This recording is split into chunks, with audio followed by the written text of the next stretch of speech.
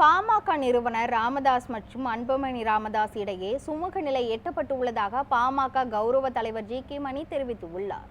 திண்டிவனம் அடுத்த தைலாபுரத்தில் பாமக நிறுவனர் ராமதாஸ் தலைமையில் அக்கட்சியின் சமூக நீதி பேரவை நிர்வாகிகள் ஆலோசனை கூட்டம் நடைபெற்றது. இதில் கலந்து கொண்டு பேசிய பாமக கௌரவ தலைவர் ஜி.கே. மணி, கட்சியை அமைப்பு ரீதியாக வலுப்படுத்தும் பணிகள் நடைபெற்று வருவதாகவும் நெருக்கடி நிலை நீங்கி சுமூக நிலை ஏற்பட்டு உள்ளதாகவும் அவர் தெரிவித்தார்.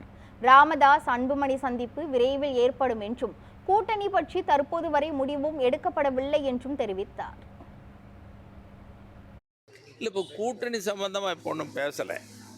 எல்லாம் ஒன்றா இருந்து ஒற்றுமையாக இருந்து நம்ம தேர்தலுக்கு தயாராகும்னு சொல்கிறது தான். கூட்டணிங்கிறது தேர்தல் நெருங்கும் பொழுது பேசி முடிவெடுக்கப்பட வேண்டியது. அதை பற்றி நான் தனியாக எதுவும் சொல்லக்கூடாது. எதுவுமே நீங்கள் இப்போ இந்த கேள்வி நீங்கள் இல்லை இருவரும் சந்தித்து உங்களுக்கு செய்தியை சொல்லுவாங்க, அப்போ புரிஞ்சுக்க போகிறீங்க.